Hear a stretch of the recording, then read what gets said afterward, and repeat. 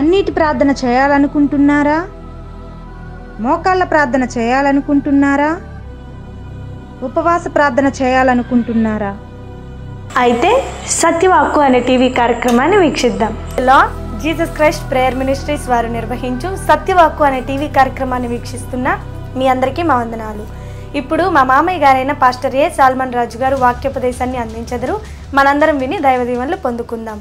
Praise the Lord. ప్రభు నామానికి మహిమ కలుగును గాక. ప్రభు యేసుక్రీస్తు నామంలో సత్యవాక్కు అనే ఈ టీవీ కార్యక్రమాన్ని వీక్షిస్తున్న సహోదరి సహోదరులందరికీ కూడా వందనాలు. మీరందరూ బాగున్నారా? రండి, దేవుని యొక్క వాక్యాన్ని మనం చదువుకొని ధ్యానం చేసుకొని ఆత్మీయ మేలు పొందుకున్నాం. పరిశుద్ధమైన బైబిల్ గ్రంథంలో నుంచి 65వ కీర్తన 2వ వచనాన్ని చదువుకున్నాం. ప్రార్థన ఆలకించువాడా, సర్వ శరీరులు నీ యొద్దకు వచ్చెదరు. ప్రార్థన చేసుకున్నాం. ప్రేమ కలిగిన మా ప్రియ పరలోక తండ్రి, స్తోత్రాలు. చదవబడిన వాక్యాన్ని దీవించండి. అలాగనే ఈ వాక్యాన్ని వినబోతున్న ప్రతి బిడ్డని జ్ఞాపకం చేసుకోండి. వినగలిగిన చెవి, గ్రహించే జ్ఞానము, వాక్యానుసారమైన జీవితాన్ని దయచేయండి. మీ పక్షాన నిలవబడుకున్న మమ్మల్ని జ్ఞాపకం చేసుకోండి. మీ నోటి బొరవలే వాడుకొని అభిషేకించి మహిమ పొందుకోమని యేసు నామములో అడుగుతున్నాం తండ్రి, ఆమేన్.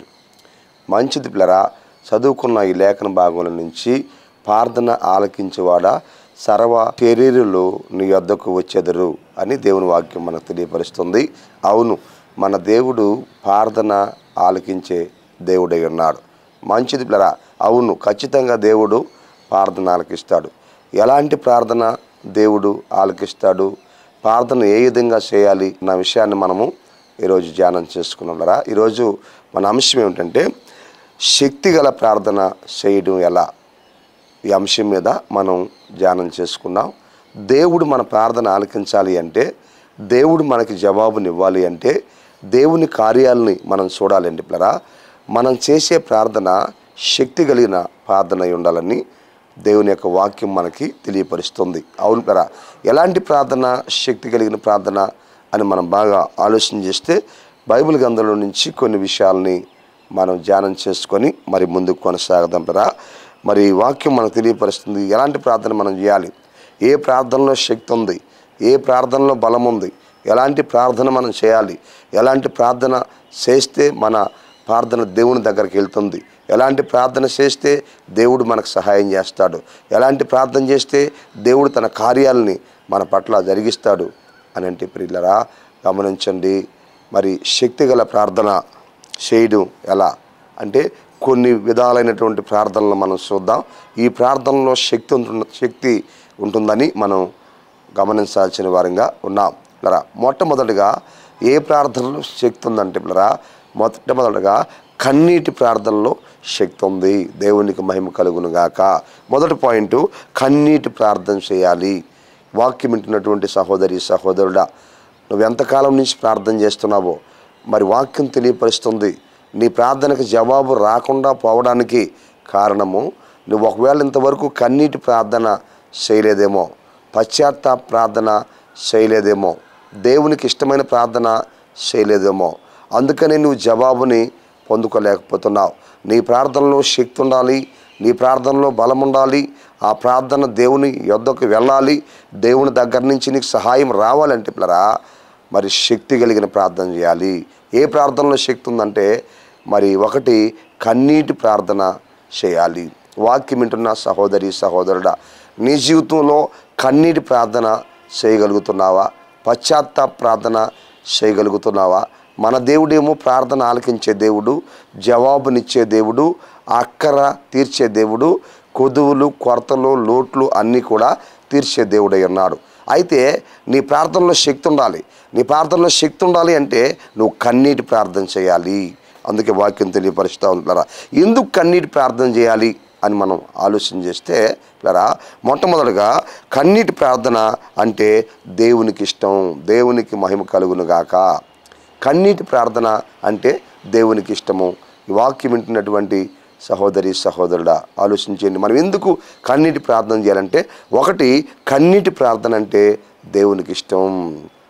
అందుకే కీర్తన గ్రంథము 51వ కీర్తన మరి 17వ వచనంలో వాక్యం తెలియపరుస్తుంది, విరిగి నలిగిన మనసే దేవునికి ఇష్టమైన బలులు అని వాక్యం తెలియపరుస్తుంది. విరిగి నలిగిన మనసుతో మనం ప్రార్థించినప్పుడు పశ్చాత్తాపంతో మనం ప్రార్థించినప్పుడు, కన్నీటితో మనం ప్రార్థించినప్పుడు, దుఃఖముతో మనం ప్రార్థించినప్పుడు, వేదనతో మనం ప్రార్థించినప్పుడు, రోధించి మనం ప్రార్థించినప్పుడు అది దేవునికి ఇష్టమై ఉన్నది. అందుకే మనం కన్నీటి ప్రార్థన చేయాల్సిన వారంగా ఉన్నాం. ఎందుకు కన్నీటి ప్రార్థన చేయాలంటే అది దేవునికి ఇష్టమైనది. అందుకే దావీదు మరి తాను పాపంలో పడ్డప్పుడు, మరి తన పాపం చేసినప్పుడు, పాపం తన మీద ఉందని గ్రహించినప్పుడు, దేవుని దగ్గర క్షమాపణ పొందుకోవాలనుకున్నప్పుడు దావీదు కన్నీటి ప్రార్థన చేశాడు, పశ్చాత్తాప ప్రార్థన చేశాడు, మరి దేవునికి మొర్ర పెట్టాడు. దేవుని బిడ్డలారా, అందుకే ఎందుకు మనం కన్నీటి ప్రార్థన చేయాలంటే, ఒకటి కన్నీటి ప్రార్థన దేవునికి ఇష్టమై ఉన్నది కనుక తన పాపాలు ఆయన ఒప్పుకున్నాడు, పశ్చాత్తాపడ్డాడు, కన్నీటితో వేదనతో ఆయన ప్రార్థన చేశాడు. రెండవదిగా ప్రియులారా, మనం కన్నీటి ప్రార్థన చేయటం ద్వారా ఏమవుతుంది అని మనం ఆలోచన చేస్తే, రెండవదిగా మన కన్నీళ్ళు దేవుని యొద్ద భద్రపరచబడతాయి. దేవునికి మహిమ కలుగును గాక. ఈ వాక్యం వింటున్నటువంటి సహోదరి సహోదరుడా, మనం కన్నీటి ప్రార్థన చేయటం ద్వారా మరి అది ఒకటి దేవునికి ఇష్టమై ఉన్నాయి ఆ ప్రార్థన. రెండవదిగా మనం కన్నీటి ప్రార్థన చేస్తే ఈ కన్నీటి ప్రార్థన దేవుడి దగ్గర భద్రపరచబడుతున్నాయి. ఆలోచించండి, అంటే మన కన్నీళ్ళు దేవుని దగ్గర భద్రపరచబడుతున్నాయి.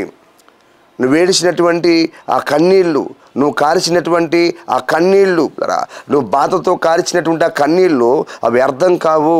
వాక్యం తెలియపరుస్తుంది. ఆ కన్నీళ్ళు దేవుని దగ్గర భద్రపరచబడుతున్నాయి. ఆ కన్నీళ్ళు దేవుని యొద్దకి వెళుతున్నాయి. ఆ కన్నీళ్ళు లెక్కించబడుతూ ఉన్నాయి. ఆ కన్నీళ్ళు దేవుడి దగ్గర భద్రపరచబడుతున్నాయి.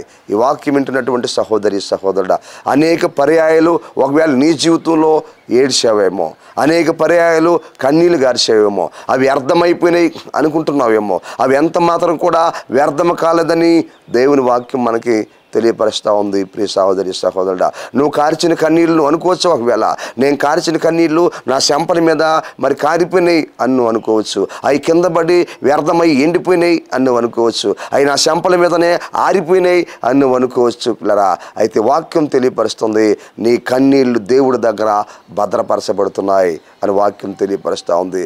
నీ కన్నీళ్ళు దేవుడి దగ్గర పరలోకం చేర్చబడుతున్నాయి. నీ కన్నీళ్ళు దేవుడి దగ్గర భద్రపరచబడుతున్నాయి. నీ కన్నీళ్ళు దేవుడి దగ్గర లెక్కించబడుతున్నాయి అని వాక్యం మనకు తెలియపరుస్తూ ఉంటుంది. నువ్వు కార్చిన కన్నీరు, ప్రార్థనలో కార్చిన కన్నీరు, ప్రభు దగ్గర కార్చిన కన్నీరు, ప్రభు పాదాల దగ్గర కూర్చొని కార్చిన కన్నీరు అవి వ్యర్థం కాలేదు. అవన్నీ కూడా దేవుడి దగ్గర భద్రపరచబడుతున్నాయి. అందుకే వాక్యం తెలియపరుస్తూ ఉంది మనకి 56వ కీర్తన 8వ వచనంలో, నా కన్నీళ్ళు నీ బుడ్డులో నుంచబడి ఉన్నవి, దేవునికి మహిమ కలుగును గాక. వాక్యం వింటున్న సహోదరి సహోదరుడా, మనం కార్చిన కన్నీళ్ళు అవి ఇక్కడ ఎండిపోలేదు, ఇక్కడ రాలిపోలేదు, ఇక్కడ ఆవిరైపోలేదు. నీ ప్రతి కన్నీటి బొట్టు దేవుని దగ్గర భద్రపరచబడుతుంది. అలాగైతే మనం ఎంత కన్నీరు గారవాలి ప్రభు సన్నిధిలో, ఎంత పశ్చాత్తాపడాలి ప్రభు సన్నిధిలో, ఎంత రోధించాలి ప్రభు సన్నిధిలో. నీ కన్నీళ్ళు దేవుడి దగ్గర భద్రపరచబడుతున్నాయి. ఒకరోజు అవి నీకు పంటనిస్తాయి, ఒకరోజు అవి నీకు మేలు కలిగిస్తాయి. ఈ వాక్యం వింటున్న సహోదరి సహోదరుడా, తర్వాత మూడవదిగా మరి మనం ఆలోచన చేస్తే ఎందుకు కన్నీటి ప్రార్థన చేయాలి అని మనం ఆలోచన చేస్తే, మూడవదిగా ఆలోచించండి, మనం కాల్చినటువంటి ఆ కన్నీళ్ళు అవి మనకి సంతోషాన్ని ఇస్తాయి. దేవునికి మహిమ కలుగును గాక. ఈరోజు నువ్వు కాల్చినటువంటి కన్నీళ్ళు, ఈరోజు నువ్వు వేడిచినటువంటి ఏడుపు, ప్రియమైన దేవుని పిల్లరా, ఇవన్నీ కూడా దేవుడి దగ్గర భద్రపరచబడుతున్నాయి. ఆ తర్వాత మనం ఆలోచన చేస్తే అవి మనకి సంతోషాన్ని ఇస్తాయి. ముందున్న రోజుల్లో అవి మనకు సంతోషాన్ని ఇస్తాయి. ముందున్న రోజుల్లో అవి మనకు ఆనందాన్ని ఇస్తాయి. ముందున్న రోజుల్లో అవి మనకు నెమ్మదినిస్తాయి. ముందున్న రోజుల్లో మన జీవితం మార్చబడుతుంది. ముందున్న రోజుల్లో మన స్థితి మార్చబడుతుంది. ముందున్న రోజుల్లో మన పరిస్థితి మార్చబడుతుంది. ప్రియ సహోదరి సహోదరులారా, ఎందుకంటే మనం కార్చిన కన్నీళ్ళు దేవుడి దగ్గర ఉన్నాయి కదా. దేవుడి దగ్గర ఉన్నటువంటి ఆ కన్నీళ్ళు ఆశీర్వాదపు జల్లులుగా మన మీదకి వస్తాయి. మళ్ళా దేవునికి మహిమ కలుగును గాక. నువ్వు కార్చిన కన్నీరు ఇప్పుడు బాధపడి కన్నీరు కారిస్తే, ఇప్పుడు రోధించి కన్నీరు కారిస్తే, ఈ కన్నీళ్ళు దేవుడి దగ్గర భద్రపరచబడుతున్నాయి. ఆ కన్నీళ్ళు రేపు భవిష్యత్తులో నీ మీద ఎదుగో ముందు రోజుల్లో రోజుల్లో నీ మీదకి ఆశీర్వాదపు జల్లులుగా వస్తాయి. ఆశీర్వాదపు జల్లులుగా వచ్చి నిన్ను ఆశీర్వదిస్తాయి. వాక్యం వింటున్నటువంటి దేవుని బిడ్డ, అందుకే వాక్యం తెలియపరుస్తుంది. కీర్తన గ్రంథము 126 కీర్తన 5వ వచనంలో వాక్యం తెలియపరుస్తుంది. కన్నీరు విడిచుచు విత్తువాడు సంతోషగానమును పంటను కోసెదరు. దేవునికి మహిమ కలుగును గాక. పరలోకము నుండి ఆ కన్నీళ్లు ఆశీర్వాదపు జల్లులుగా మన మీదకి వస్తాయి. చూసారా? ఈ వాక్యం వింటున్న సహోదరి సహోదరుడా, ఇప్పుడు నువ్వు బాధపడుతున్నావా? ఇప్పుడు నువ్వు వేడుస్తూ ఉన్నావా? ఇప్పుడు నువ్వు కన్నీరు కారుస్తున్నావా? అయితే బాధపడద్దు. నీ కన్నీళ్ళన్నీ కూడా ఒకటి కన్నీటి ప్రార్థన అంటే ఆ దేవునికి ఇష్టమో, రెండోది నువ్వు కార్చిన కన్నీళ్ళన్నీ కూడా దేవుడి దగ్గర భద్రపరచబడుతున్నాయి. మూడోది ఆ కార్చిన కన్నీళ్ళు అవి నీకు సంతోషాన్ని ఇస్తాయి. ఎందుకంటే దేవుడి దగ్గర నుంచి, పరలోకం నుంచి భూలోకానికి ఆశీర్వాదపు జల్లులుగా అవి నీ మీదకి వస్తాయి. ఇప్పుడు ఏడుస్తున్న నువ్వు ఒకరోజు సంతోషించబోతున్నావు.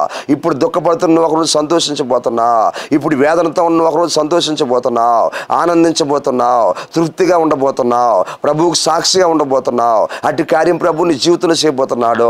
అటు కార్యం ప్రభు నీ యొక్క కుటుంబంలో చేయబోతున్నాడు. అటు మేలు నీకు చేయబోతున్నాడు. ఇప్పుడు ఏడుస్తున్న నీవు, ఇప్పుడు కన్నీరు కారుస్తున్న నీవు, ఇప్పుడు వేదనతో ఉన్న నీవు, ఇప్పుడు దుఃఖంతో ఉన్నటువంటి నీవు, ఇప్పుడు ఆనందం, మరి ఇప్పుడు అవమానంతో ఉన్నటువంటి నీవు, ఈ వాక్యం వింటున్న సహోదరి సహోదరుడా, ముందు రోజుల్లో ఆ కన్నీళ్ళు దేవుడి దగ్గర నుంచి నీ మీదకి రాబోతున్నాయి. ఆశీర్వాదపు జల్లుగా రాబోతున్నాయి. నువ్వు మరి మేలు పొందుకోబోతున్నావు. నువ్వు దీవించబడబోతున్నావు. దేవుడు నీకు మేలు చేయబోతున్నాడు. దేవుడు నీకు సహాయం చేయబోతున్నాడు. దేవుడు నీకు కార్యం చేయబోతున్నాడు. నీ జీవితం మార్చబడబోతుంది. నీ సాక్ష్యం మార్చబడబోతుంది. నీ బ్రతుకు మార్చబడబోతుంది. నీ కుటుంబ పరిస్థితులన్నీ కూడా మార్చబడబోతున్నాయని దేవుని వాక్యం ఈ సమయంలో మనకి తెలియపరుస్తూ ఉంది. వాక్యం వింటున్న దేవుని బిడ్డలారా, ఆలోచించండి. తర్వాత 4వదిగా మనము ఆలోచన చేస్తే, ప్రియ సహోదరులారా, కన్నీటి ప్రార్థన ఆరోగ్యమును ఆయుష్నిస్తుంది. దేవునికి మహిమ కలుగును గాక. ఎందుకు కన్నీటి ప్రార్థన చేయాలి అంటే పిల్లరా, ఆలోచించండి.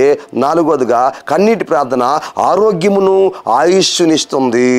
ఈరోజు నువ్వు ఒకవేళ వ్యాధితో బాధపడుతున్నావా, రోగముతో బాధపడుతున్నావా, వేదనతో బాధపడుతున్నావా, దిగులుతో ఉన్నావా, మరణ పడకలో ఉన్నావా, ప్రాణ భయముతో ఉన్నావా, ఈ వాక్యం వింటున్నటువంటి సహోదరి సహోదరుడా, పరిశుద్ధాత్మ దేవుడు నీతో ముఖాముఖిగా మాట్లాడుతున్నాడు. మంచములో నుంచి లేలేని స్థితిలోనే ఉన్నావా? డాక్టర్లు నిన్ను చెయ్యి వదిలి ఇడిచిపెట్టారా? ఇదిగో అయితే పరమ వైద్యుడు, పరమ డాక్టరు నీ పట్ల కార్యం చేయడానికి ఆయన సిద్ధంగా ఉన్నాడు. నీవు కన్నీటి ప్రార్థన చేసినట్లయితే ఆ కన్నీటి ప్రార్థన ఒకటి దేవునికి ఇష్టమైనది. రెండోదిగా ఆ కన్నీళ్ళు దేవుడి దగ్గర భద్రపరచబడుతున్నాయి. మూడోదిగా ఆ కన్నీళ్ళు మరి మనకు సంతోషాన్ని ఇస్తాయి. 4వదిగా ఆరోగ్యాన్ని ఆయుష్ని ఇస్తాయి ఆ కన్నీళ్ళు. ఇది నువ్వు రోగముతో బాధపడుతున్నావా, భయంకరమైన జబ్బుతో బాధపడుతున్నావా, డాక్టర్లు నిన్ను చెయ్యి వదిలిపెట్టారా, కుటుంబీకులు కూడా నువ్వు బ్రతకం అనుకుని చెయ్యి వదిలిపెట్టారా, నువ్వు అనాథగా ఉన్నావా, రోగిగా ఉన్నావా, దిగులుతో ఉన్నావా, భోజనం చేయటం మానేసావా, నిద్రపోవటం మానేసావా, సమస్యల మధ్యలో ఉన్నావా, అయ్యో నా బ్రతుకు ఇంతే అనుకుంటున్నావా, నా స్థితి ఇంతే అనుకుంటున్నావా, ఆత్మ దేవుడు నీతో మాట్లాడుతున్నాడో, నీవు ఇప్పుడు కన్నీరు కాల్చినట్లయితే ఆ కన్నీటి ప్రార్థన దేవుడు చూసి నీకు స్వస్థతనిస్తాడో, నీకు ఆరోగ్యాన్ని ఇస్తాడో, నీకు ఆయుష్కాలాన్ని ఇస్తాడు. ఎందుకంటే వాక్యం తెలియపరుస్తూ ఉంది. ప్రియమైన దేవుని ద్వారా యెషయా గ్రంథము 38వ అధ్యాయము 5వ వచనంలో వాక్యం తెలియపరుస్తుంది. ఏమని వాక్యం తెలియపరుస్తుందంటే, అక్కడ మనకి కనిపిస్తున్న హిజ్కియా మనకు కనిపిస్తున్నాడు. మరణకరమైనటువంటి రోగముతో బాధపడుతున్నాడు పిల్లరా. మరణకరమైన రోగముతో మరి బాధపడుతూ వేదన పడుతూ ఉన్నట్లరా. యెషయా ప్రవక్తతో దేవుడు మాట్లాడాడు. నువ్వు వెళ్ళి ఇదిగో మరి హిజ్కియాకి ఇక నువ్వు చనిపోతావు, నీ ఇల్లు చక్కబెట్టుకోమని చెప్పమన్నాడు. యెషయా ప్రవక్త వచ్చి అక్కడ ప్రవచించాడు. అయా నీ ఇల్లు చక్కబెట్టుకో, ఇక నువ్వు చనిపోబోతున్నావు, నువ్వు మరణం కాబోతున్నావు, నీ దినాలు సంపూర్తయినాయి, దేవుని పిలుపు నీకు వచ్చింది, నీ భూలోకాన్ని వదిలిపెట్టబోతున్నావు, ఈ బంధాలు తెంచుకోబోతున్నావు, ఈ శరీరాన్ని వదిలిపెట్టబోతున్నావు, ఈ భూలోకంలో నువ్వు కలిగిందంతా కూడా ఇడిచిపెట్టబోతున్నావు అని చెప్పాడు.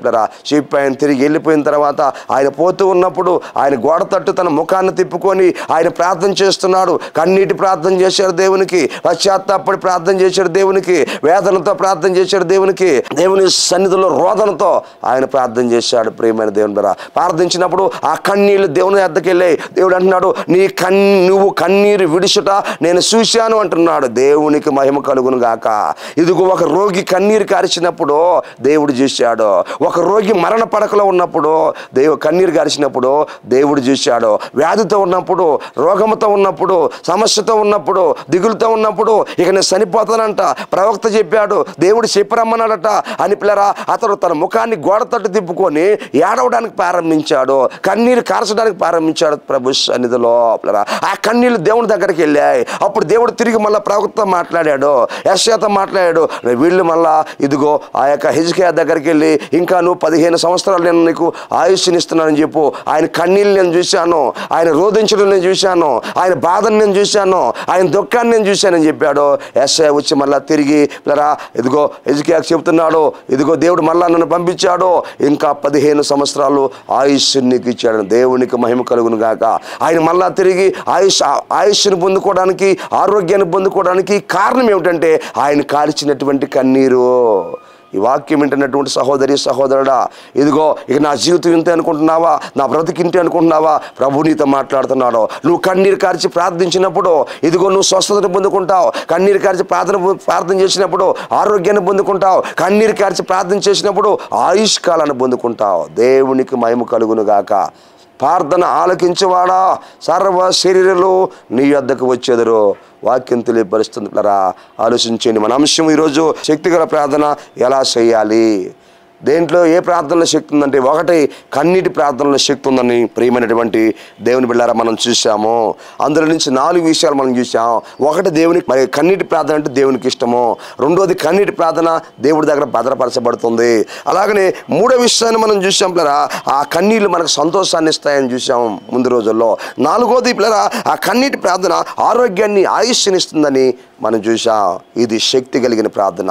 రెండో విషయాన్ని మనం చూద్దాం. రెండో పాయింట్ని మనం చూద్దాం పిల్లరా. రెండో పాయింట్ పిల్లరా మనం ఆలోచన చేస్తే మోకాళ్ళ ప్రార్థన, మోకాళ్ళ మీద ప్రార్థన చేయాలి. దేవునికి మహిమ కలుగును గాక. ఈ వాక్యం వింటున్నటువంటి సహోదరి సహోదరుడా, మోకాళ్ళ మీద ప్రార్థన చేయాలి. ఆలోచించేయండి. శక్తిగల ప్రార్థన ఎలా చేయాలంటే ఏ ప్రార్థనలో శక్తి ఉంటుంది అంటే మోకాళ్ళు ప్రార్థన. రెండోదిగా మోకాళ్ళు అనుభవంలోకి రావాలి. ఈ వాక్యం వింటున్న సహోదరి సహోదరుడా, అనేక మంది ఈరోజు ఆలోచించేయండి మరి ప్రార్థిస్తున్నారు కానీ ఒక క్రమం లేకుండా ప్రార్థిస్తున్నారు. కొంతమంది మంచాల మీద కూర్చొని ప్రార్థిస్తున్నారు, కొంతమంది మంచాల మీద పండుకొని ప్రార్థన చేస్తున్నారు, కొంతమంది కాళ్ళు సాపుకొని ప్రార్థన చేస్తున్నారు, కొంతమంది కళ్ళు తెరుచుకొని ప్రార్థన చేస్తున్నారు, కొంతమంది తోగుతూ నిద్రపోతూ ప్రార్థన చేస్తున్నారు. ఈ ప్రార్థనలో శక్తి ఉండదు, ఈ ప్రార్థనలో పవర్ ఉండదు, ఈ ప్రార్థన దేవుని దగ్గరికి వెళ్ళదు, ఈ ప్రార్థన ద్వారా దేవుని కార్యాలు చూడలేము, ఈ ప్రార్థన ద్వారా దేవుని అద్భుతాలు చూడలేము, ఈ ప్రార్థన ద్వారా దేవుని ఆశ్చర్య కార్యాలు చూడలేము. అందుకే మోకాళ్ళ మీద ప్రార్థన చేయాలి. నువ్వు మోకాళ్ళు వేసి నువ్వు దేవుని సన్నిధిలో ప్రార్థన చేస్తే ఆ ప్రార్థనలో శక్తి ఉంది. ఈ వాక్యం వింటున్న సహోదరి సహోదరుడా, నిలువు మోకాళ్ళ అనుభవం నీకు రావాలి. నిలువు మోకాళ్ళ మీదకి రావాలి. నీ మోకాళ్ళు నల్లబారితే నీ ముఖము తెల్లబారుతుంది. ఈ వాక్యం వింటున్న సహోదరి సహోదరుడా, ఆ సంతోషాన్ని నువ్వు అనుభవిస్తావు, దేవుని కార్యాలని నువ్వు చూస్తావు. మోకాళ్ళ మీద అనుభవానికి నువ్వు వచ్చినట్లయితే దేవుని సన్నిధిలో ఈ మోకాళ్ళేసి అనుభవం దేనికి గుర్తుగా ఉందంటే ఇది ఒక తగ్గింపుకు గుర్తుగా ఉంది, ఇది ఒక వినయానికి గుర్తుగా ఉంది, ఇది ఒక విధేయతకి గుర్తుగా ఉందని మనం గ్రహించాల్సిన వారిగా ఉన్నాం. క్రీస్తునందు ప్రియ సహోదరి సహోదరులారా, పరిశుద్ధమైన బైబిల్ గ్రంథంలో నుంచి దానియేలు గ్రంథము 6వ అధ్యాయము మరి 10వ వచనం మనం గమనిస్తే ఈ మోకాళ్ళ ప్రార్థన ఎవరు చేశారయ్యా అంటే దానియేలు మోకాళ్ళ ప్రార్థన చేశాడు. క్రీస్తునందు ప్రియ దేవుని బిడ్డలారా, ఆయన ఎలా చేశాడు, ఏ విధంగా చేశాడు దానియేలు మోకాళ్ళ ప్రార్థన మనం ఆలోచన చేస్తే పిల్లరా, బబులోను దేశంలో దానియేలు ఉన్నాడు పిల్లరా. బబులోను దేశంలో దానియేలు ఉన్నప్పుడు పిల్లరా అక్కడ ఒక చట్టము కొత్తగా మరి శాసించబడింది పిల్లరా. అక్కడ ఒక శాసనము మీద సంతకం చేయబడింది. ఏంది ఆ శాసనం మీద సంతకం చేయబడింది అంటే పిల్లరా, ఒక 30 దినముల వరకు కూడా ఏ మనుషుడు ఆ బబులోను రాజుకు తప్ప ఇంకెవ్వరి దగ్గర మనం చేయకూడదు, ఇంకే దేవునికి ప్రార్థన చేయకూడదన్న ఒక చట్టము, ఒక శాసనము అక్కడ నియమించబడి ఆ శాసనం మీద సంతకం చేయబడింది. క్రీస్తునందు ప్రియులరా, అయితే కొందరు కుట్ర పొంది దానియేలు మీద రాజుగారికి ఈ మాటలన్నీ కూడా చెప్పి పిల్లరా దానియేలుని అంతం చేయాలని, దానియేలుని లేకుండా చేయాలని పన్నాగం పన్ని చేసిన కుట్ర ఇది పిల్లరా. నెల దినముల వరకు కూడా ఏ మనుషుడు కూడా ఎవ్వరికి మనం చేయకూడదు పిల్లరా, ఒక్క రాజు దగ్గర మాత్రం తప్ప. అందుకే ప్రియదేవులారా, దానియేలైతే ఇట్టి శాసనం మీద సంతకం చేయబడిందని దానియేలుకి తెలిసినప్పుడు కూడా క్రీస్తునందులారా ఇక్కడ మొదటి మాట మనం చూస్తే తనకు అపాయం ఉందని తెలిసిన దానియేలుకి మనం ఆలోచన చేస్తే తనకు అపాయం ఉందని తెలిసినాను దానికి భయపడలేదు. దేవునికి స్తోత్రం. ఈ వాక్యం వింటున్న సహోదరి సహోదరుడా ఆలోచించేయండి. మనం బాగా గమనిస్తే ఎట్టి శాసనం మీద సంతకం చేయబడిందని దానియేలుకి తెలిసింది. ఏ మనుషుడు కూడా మరి రాజుగారి దగ్గర తప్ప ఎవరి దగ్గర ప్రార్థన చేయకూడదు, మనవి చేయకూడదని తెలిసింది. తెలిసినప్పుడు అంతకుముందు ఏం చేస్తున్నాడు దానియేలు? ప్రతిరోజు కూడా దేవునికి ప్రార్థన చేస్తున్నాడు, ముమ్మారు దేవునికి ప్రార్థన చేస్తున్నాడు, తన గదికి వెళ్ళి ప్రార్థన చేస్తున్నాడు పిల్లరా. అయితే అట్టి శాసనం మీద సంతకం చేయబడిందని తెలిసినప్పుడు కూడా పిల్లరా గమనించండి, ఇక్కడ మనం బాగా ఆలోచన చేస్తే గుర్తిస్తే గమనించండి, తనకు అపాయం ఉందని తెలిసినాను దానికి భయపడలేదు. ఇది దీంట్లో మొదటి పాయింట్. ఈ వాక్యం వింటున్నటువంటి దేవుని బిడ్డలారా, మొదటి విషయము దానియేలు గ్రంథంలో తనకు అపాయం ఉందని తెలిసింది, తనకు ప్రాణ అపాయం ఉందని తెలిసింది. కానీ తనకు అపాయం ఉందని తెలిసిన దానియేలు భయపడలేదు. ప్రార్థన చేయడానికి ఆయన భయపడలేదు, దేవునితో మాట్లాడడానికి ఆయన భయపడలేదు. క్రీస్తునందు ప్రియమైనటువంటి సహోదరి సహోదరులరా, ఈ వాక్యం మనకి ఏమి నేర్పిస్తుంది? మనకి ముందు ఆటంకాలు ఉన్నాయని తెలిసినా, అవి మనకి వినిపించినా, అవి మనకు కనిపించినా పిల్లరా, వాటి గురించి ఎవరైనా మనకు చెప్పినా మనం భయపడకుండా ఉండాలి పిల్లరా. దానియేలు చూడండి, దానియేలుకి అపాయం ఉందని తెలిసినాను మనం బాగా ఆలోచన చేస్తే దానికి భయపడలేదు. తనకు ఒక నష్టం ఉందని తెలిసినాను దానికి భయపడలేదు. తనకు ఒక అవమానం ఉందని తెలిసినాను దానికి భయపడలేదు. తనకు ఒక ఆటంకం ఉందని తెలిసినాను దానికి భయపడలేదు. తనకు ఒక ఇబ్బంది ఉందని తెలిసినాను దానికి భయపడలేదు. పిల్లరా, ఈ వాక్యం వింటున్న సహోదరి సహోదరుడా, ఇదిగో నీ విషయంలో కూడా ఇదిగో ఒకవేళ నీకు అపాయం ఉందని, ముందు నీకు అపాయం ఉందని, ఇప్పుడు దానియేలుకి ముందు అపాయం ఉందని తెలిసింది, అయినా భయపడలేదు. ఇది మొదటి మాట. దీంట్లో ఆలోచించేయండి, నీ జీవితంలో కూడా ముందు ఒక అపాయం ఉందని నీకు మరి తెలవచ్చు, వినిపించచ్చు, ముందు నీకు అపాయం ఉందని కనిపించచ్చు, నీ దగ్గరకు అపాయము వస్తూ ఉండవచ్చు, అయినా సరే నువ్వు భయపడకూడదు. ఇక్కడ దానియేలు భయపడలేదు. నా దేవుడు ఉన్నాడు, నేను నమ్మిన దేవుడు గొప్ప దేవుడు, నేను నమ్మిన దేవుడు సర్వశక్తిమంతుడు, నేను నమ్మిన దేవుడు సర్వ అధికారి అయినటువంటి దేవుడు, నేను నమ్మిన దేవుడు నా జీవితంలో గొప్ప కార్యాన్ని జరిగిస్తాడు అని దానియేలు పిల్లరా ఇదిగో భయపడలేదు. ఈ వాక్యం వింటున్న సహోదరి సహోదరుడా, నువ్వు దేని విషయంలో భయపడుతున్నావు? దేని విషయంలో నువ్వు భీతి చెందుతున్నావు? దేని విషయంలో నువ్వు ఇబ్బంది పడుతున్నావు? ముందు అపాయం ఉందని తెలిసి భయపడుతున్నావా? ముందు నష్టం ఉందని తెలిసి భయపడుతున్నావా? ముందు శోధన ఉందని చెప్పి భయపడుతున్నావా? ముందు ఒక అవమానం జరుగుతుందని చెప్పి భయపడుతున్నావా? ముందు ఒక ఆటంకం ఉందని భయపడుతున్నావా? ముందది ఉందని నీకు వినిపించినా, నీకు కనిపించినా సరే నువ్వు భయపడకూడదు. దేవుని బిడ్డల పిల్లరా, అలా భయపడకుండా ఉన్నాడు దానియేలు. మొట్టమొదటిగా ఇక్కడ మనం ఆలోచన చేస్తే క్రీస్తునందు ప్రియమైనటువంటి దేవుని బిడ్డలారా, ముందు అపాయం ఉందని ఆటంకాలను తెలిసినా ఆయన భయపడలేదు. నా దేవుడు ఉన్నాడు, నాకు సహాయం చేస్తాడు అని ఉన్నాడు. రెండోదిగా మనం ఆలోచన చేస్తే ఇక్కడ పిల్లరా, రెండోది యథాప్రకారము తన ఇంటికి వచ్చి ముమ్మారు ప్రార్థన చేస్తున్నాడు. దేవునికి మహిమ కలుగును గాక. ఈ వాక్యం వింటున్నటువంటి సహోదరి సహోదరుడా, తనకు అపాయం ఉందని తెలిసినాను దానియేలు ఒకటి భయపడలేదు.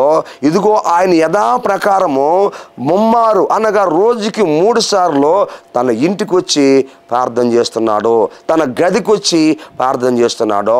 యెరూషలేము వైపు కిటికీ తలుపులు తెరిచి ప్రార్థన చేస్తున్నాడు. అలా చూసారా, తనకు అపాయం ఉందని చెప్పి ప్రార్థన ఆపలేదు, దేవునితో సహవాసం ఆపలేదు, దేవునితో ఉన్నటువంటి ఆ బంధాన్ని ఆయన తెంచుకోలేదు, దేవునితో తన ప్రయాణాన్ని కొనసాగిస్తున్నాడు, దేవునితో తన యొక్క సంబంధాన్ని కొనసాగిస్తున్నాడు, దేవునితో తన యొక్క స్నేహాన్ని కొనసాగిస్తున్నాడు. ముందు అపాయం ఉందని తెలిసి ఆగిపోలేదు, ఆయనతో ఉన్నటువంటి సంబంధం బ్రేక్ అయిపోలేదు, కట్ అయిపోలేదు. ఇదిగో దేవునితో మరి యథాప్రకారం ప్రార్థన చేస్తున్నాడు. ఈ వాక్యం వింటున్న సహోదరి సహోదరుడా, ఒకవేళ ఏదైనా నీకు నష్టాలున్నాయి, అపాయాలున్నాయని తెలిసినప్పుడు ఒకటి నువ్వు భయపడకూడదు, రెండోది దేవునికి ప్రార్థన చేయటం ఆపకూడదు, దేవునికి మనవి చేయటము నువ్వు ఆపకూడదు. క్రీస్తునందు ప్రియ దేవుని బిడ్డ సహోదరి సహోదరుడా, ఆలోచించే వాక్యం ఇక్కడ మనకి తెలియపరుస్తుంది. ప్రతిరోజు 3 సార్లు దేవునికి ప్రార్థన చేస్తున్నాడు, దేవునితో సరైనటువంటి సంబంధాన్ని కలిగి ఉన్నాడు, దేవునితో సరైనటువంటి సహవాసాన్ని కలిగి ఉన్నాడు. అది భక్తి అంటే. నీ కష్టాలు ఉన్నాయని తెలిసినా, నష్టాలు ఉన్నాయని తెలిసినా, అవమానాలు ఉన్నాయని తెలిసినా, ఆర్థికమైన ఇబ్బందులు ఉన్నాయని తెలిసినా, పోరాటాలు ఉన్నాయని తెలిసినా, ముందు రోజుల్లో వ్యతిరేకతలు వ్యతిరేకతలు ఉన్నాయని తెలిసినా ఇదిగో నువ్వు దేవునితో సంబంధాన్ని, దేవునితో సహవాసాన్ని, దేవునితో బంధాన్ని ఎప్పుడు కూడా ఆపకూడదు. ఈ వాక్యం వింటున్నటువంటి సహోదరి సహోదరులారా, అది భక్తి అంటే, నిజమైన భక్తి అది, దేవుడు మెచ్చుకునే భక్తి అది, దేవుడు చూసే భక్తి అది, దేవుడు సహాయం చేసే భక్తి అది. ఈరోజు అనేక మంది చేస్తున్నారు భక్తి, పైనే భక్తి చేస్తున్నాడు, పైనే భక్తి చేస్తున్నారు, వేషధారులుగా ఉన్నారు. దేవుడు కోరుకునే భక్తి లేదో, దేవుడు కోరుకునే విశ్వాసం లేదో, దేవుడు కోరుకునే నమ్మకత్వం లేదో, దేవుడు కోరుకునే నీతి లేదో. ఈ వాక్యం వింటున్నటువంటి సహోదరి సహోదరుడా, ఆలోచించు. దేవుని వాక్యం ఈ సమయంలో తెలియపరుస్తుంది. తనకు అపాయం ఉందని తెలిసిన ఒకటి ఇలా భయపడలేదు దానికి. రెండోదిగా యథాప్రకారము ఆయన వెళ్ళి ముమ్మారు దేవునికి ప్రార్థన చేస్తున్నాడు. మూడోది మనం ఆలోచన చేస్తే ఇక్కడ క్రీస్తునందు ప్రియ దేవుడారా, మోకాళ్ళ ప్రార్థన చేసి విజయం సాధించాడు. దేవునికి మహిమ కలుగును గాక.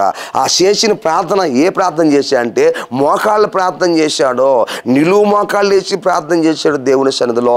దాన్ని ఏలుకున్నటువంటి ఒక మంచి అలవాటు నిలువు మోకాళ్ళు వేసి ప్రార్థన చేయటం. ఆత్మీయులు అలాగనే పాటిస్తారు పిల్లరా. ఆత్మీయులు నిలువు మోకాళ్ళు వేసి ప్రార్థన చేస్తారు. క్రీస్తునందు ప్రియ సహోదరి సహోదరులారా, ఆలోచించండి. మూడోదిగా ఆయన నిలువు మోకాళ్ళ ప్రార్థన చేసి విజయాన్ని సాధించాడో. ముందున్న అపాయాన్ని జయించాడో, ముందున్న శోధన జయించాడో, ముందున్న నష్టాన్ని జయించగలిగాడో, ముందున్నటువంటి అవమానాన్ని జయించగలిగాడో, ముందున్నటువంటి ఆటంకాలు జయించగలిగాడో, ముందున్న పోరాటాలు జయించగలిగాడో. ఎప్పుడైతే నిలువు మోకాళ్ళ ప్రార్థన చేసే లోపలరా, నిలువు మోకాళ్ళు వేసి ప్రార్థన చేస్తున్నాడో, ఆ ప్రార్థన ద్వారా విజయాన్ని సాధించాడో. ఎలా సాధించాడో?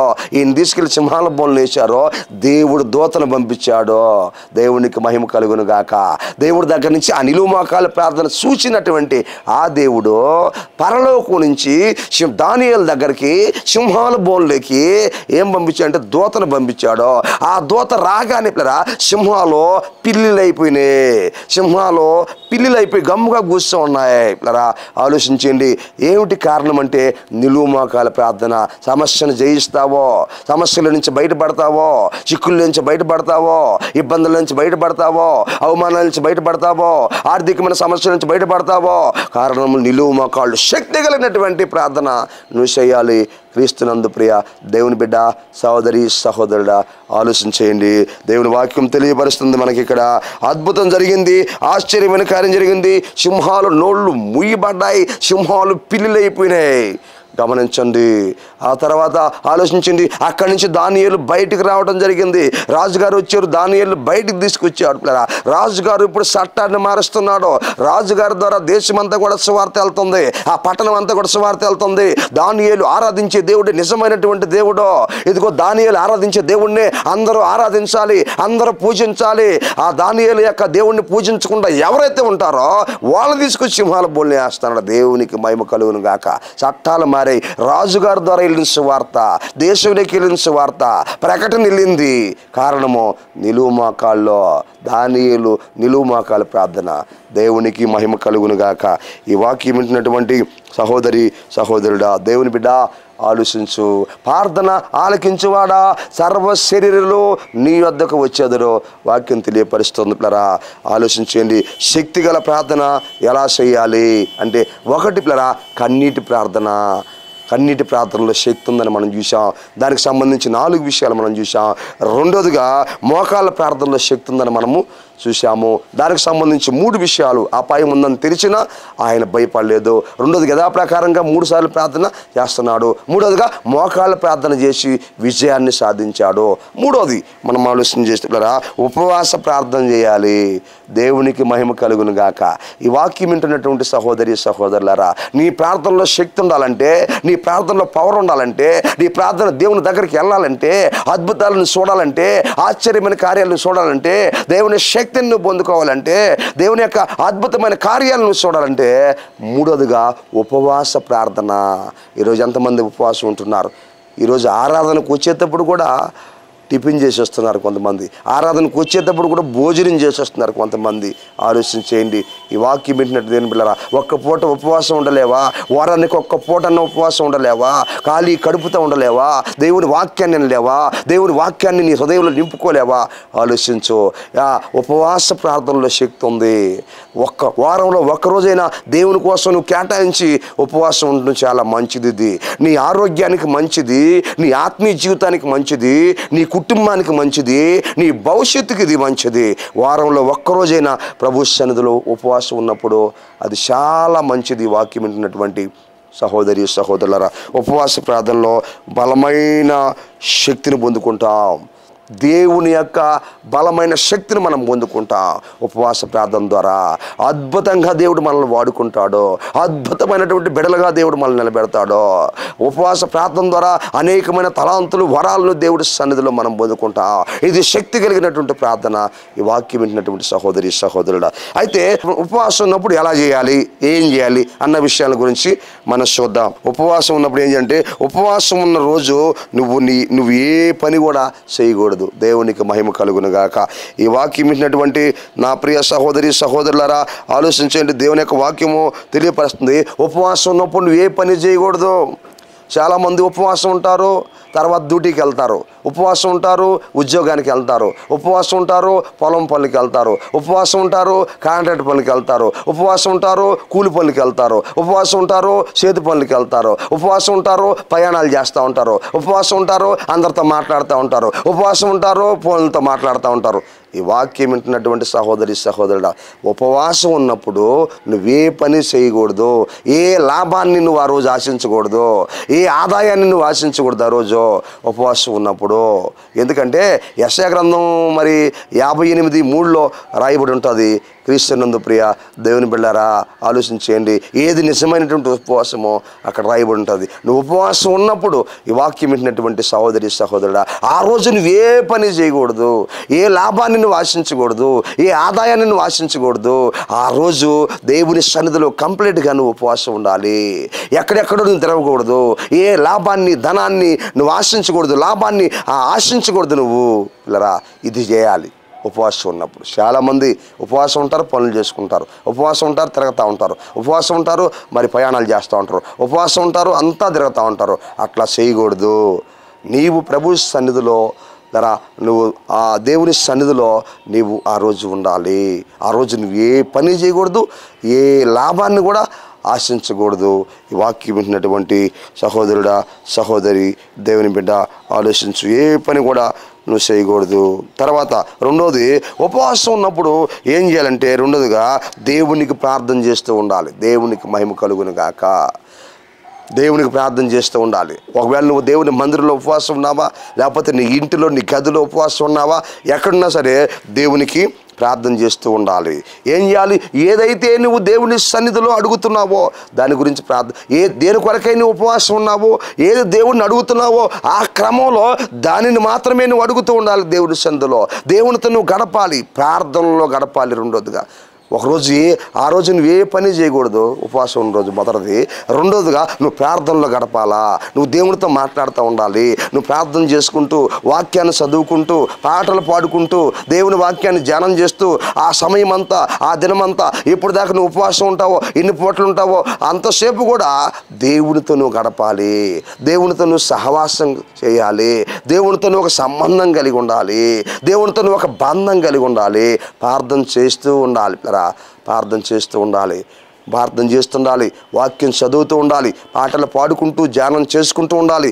దేవునితోనే దేని కొరకైతే నువ్వు ఉపవాసం ఉన్నావో, ఏది అడగాలని ఉపవాసం ఉన్నావో దాన్ని అడుగుతూనే ఉండాలి. నువ్వు దేవుడితో నువ్వు గడపాలి. రెండోది, ఈ వాక్యం వింటున్నటువంటి సహోదరి సహోదరుడా ఆలోచించు, గమనించు. ఉపవాసం ఉండి అంత ఈదుల్లో తిరుగుతూ ఉంటారు కొంతమంది. ఉపవాసం ఉండి ప్రయాణాలు చేస్తూ ఉంటారు కొంతమంది. ఉపవాసం ఉన్నానని చెప్పుకొని ఫోనుల్లో మాట్లాడుతూ ఉంటారు చాలామంది. ఉపవాసం ఉన్నానని చెప్పి అందరికి చెప్పుకుంటూ ఉంటారు కొంతమంది వాక్యం వింటున్న సహోదరి సహోదరుడా, దేవుడితో ఎంత సమయం ఉండాలనుకున్నావో, ఎన్ని పూటలు ఉండాలనుకున్నావో, ఎన్ని రోజులు ఉండాలనుకున్నావో అంత సమయము దేవునితోనే గడుపుతూ రావాలి. ఏ మనుషులతో మాట్లాడకూడదు, వ్యర్థమైన మాటలు మాట్లాడకూడదు, వ్యర్థమైన ఆలోచనలు ఉండకూడదు, వ్యర్థమైన చూపులు ఉండకూడదు, వ్యర్థమైన విధానం ఏది కూడా ఉండకూడదు. దేవునితోనే నీ మనసు, నీ ఆలోచన, నీ గురి ఉండాలి. ఇది రెండోది. మూడోది ఏమిటంటే పిల్లరా, ఆ దినము అంటే నువ్వు ఒక పూట ఉపవాసం ఉంటావో, ఒక రోజు ఉపవాసం ఉంటావో, 3 రోజులు ఉపవాసం ఉంటావో, ఎన్ని రోజులు ఉపవాసం ఉంటావో, ఎన్ని పూటలు నువ్వు ఉపవాసం ఉంటావో అన్ని పూట్ల నీ భోజనానికి అయ్యే ఖర్చు అది దేవుని సేవకోడాలి. దేవునికి మహిమ కలుగును గాక. వాక్యం వింటున్నటువంటి సహోదరి సహోదరుడా, అదే నిజమైన ఉపవాసం అంటాడు కదా యెషయా 58:3 అంటాడు కదా. నిజమైన ఉపవాసం ఏంటంటే ఆకలిగా ఉన్న వారికి ఆహారం పెట్టడం, వస్త్రం లేని వాళ్ళకి వస్త్రాన్ని ఇవ్వడం. ఇదే కదా ఆయనకి ఇష్టమైన ఉపవాసము. ఈ వాక్యం వింటున్నటువంటి సహోదరి సహోదరుడా, ఎన్ని రోజులైతే నువ్వు ఉపవాసం ఉంటావో, ఎన్ని పూటలైతే నువ్వు ఉపవాసం ఉంటావో, ఆ ఉపవాసం ఉన్నప్పుడు నీ భోజనానికి పూటకి ఎంత ఖర్చు అవుతుందో దాన్ని వెలను పక్కన పెట్టాలి. ప్రతి పూట వెలను పక్కన పెట్టాలి. ఎన్ని పూటలు వస్తుందో అంత ఖర్చు ఏం చేయాలంటే అది ఏం చేయాలంటే దేవుని సేవకు వాడాలి. ఎలా వాడాలి? దేవుని సేవకి అంటే పిల్లరా, నిరుపేదలైన వారికి దాన్ని వాడాలి, వికలాంగులకు దాన్ని వాడాలి, అనాథులకు దాన్ని వాడాలి, దిక్కు లేనటువంటి వారికి దాన్ని వాడాలి, రోగులకి దాన్ని వాడాలి, బాధల్లో ఉన్న వారికి దాన్ని వాడాలి, అర్హులైన వారికి దాన్ని వాడాలి, కష్టాల్లో ఉన్న వారికి దాన్ని వాడాలి, ఎదవరాళ్ళకి దాన్ని వాడాలి. క్రీస్తుని రోడ్డు పక్కన ఉన్నవారికి దాన్ని వాడాలి, బస్టాండ్లో ఉన్నటువంటి వారికి భోజనం లేక దాన్ని వాడాలి. ఈ వాక్యం వింటున్నటువంటి సహోదరి సహోదరుడా, ఆలోచించు. అయితే అది ఎలా వాడాలి? దాని క్రమం ఏంటంటే, ఒకటి నీ వ్యక్తిగతంగా వెళ్ళి వారికి భోజనాన్ని కానివ్వండి, బట్టలు కానివ్వండి, నీ వ్యక్తిగతంగా వెళ్ళి ఆ ఖర్చుని తీసి పక్కన పెట్టి ఆ ఖర్చుని ఏం చేయాలంటే నువ్వు పిల్లరా వ్యక్తిగతంగా వెళ్ళి ఆ భోజనం లేని వారికి, వస్త్రాలు లేని వారికి దాన్ని పంచిపెట్టాలి. క్రీస్తును ఇది మొదటిది. రెండవదిగా అలా నువ్వు చేయలేని పక్షంలో మీ సంఘ కాపరి, మీ దైవ సేవకుల ద్వారా ఆయన చేతికి దాన్ని అప్పగించి, అయ్యా ఫలానా దానికి నేను దీన్ని కేటాయించాను, దీన్ని పేదలకి, నిరుపేదలకి, దిక్కులేని వాళ్ళకి, ఎదవరాళ్ళకి, వికలాంగులకి అయ్యా భోజనానికి, బట్టలకు ఈ ధనాన్ని వాడమని మీ సంఘ కాపరి దైవజనుల చేతికి ఇవ్వాలి. రెండోదిగా.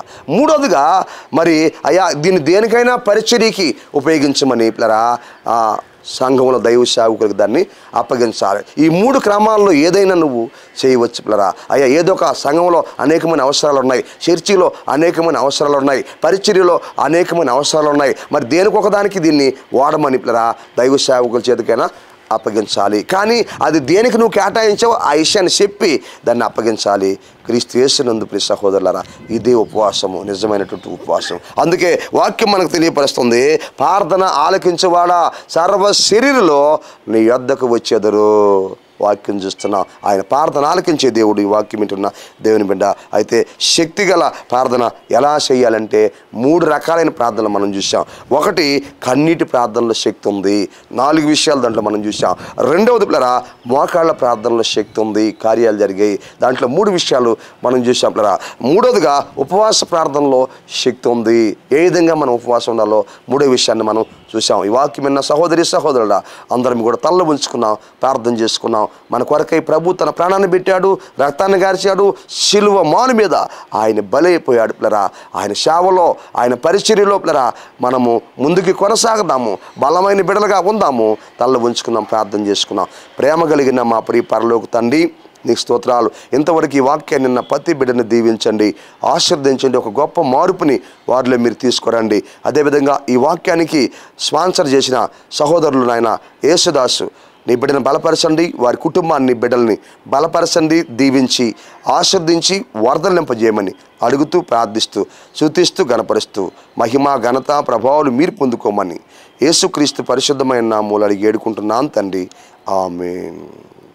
మన పరమ తండ్రి అయిన దేవుని ప్రేమ, ఆయన కుమారుడైన యేసుక్రీస్తు వారి కృప, పరిశుద్ధాత్మ దేవుని యొక్క అన్యోన్య సహవాసము ఇక్కడ కూడా మనకి భూలోకుల సకల పరిశుద్ధులందరికీ ఇప్పుడు ఎల్లప్పుడూ సదాకాలము తోడై ఉండి నడిపించునుగాక. ఆమేన్, ఆమేన్. ప్రభువైన యేసుక్రీస్తు నామములో ఎంతవరకు దేవుని వాక్యాన్ని అన్న మీ అందరికీ వందనాలు. మీ ప్రార్థన అవసరతలకు సంప్రదించవలసిన మా ఫోన్ నంబర్లు 9959458024, మరి యొక్క నంబర్ 964049 975124. మా అడ్రస్ కోడూరు కండ్రిగా సోస్త్రికం టీపీ గూడూరు మండలం నెల్లూరు జిల్లా. మీ అందరికీ మా వందనాలు.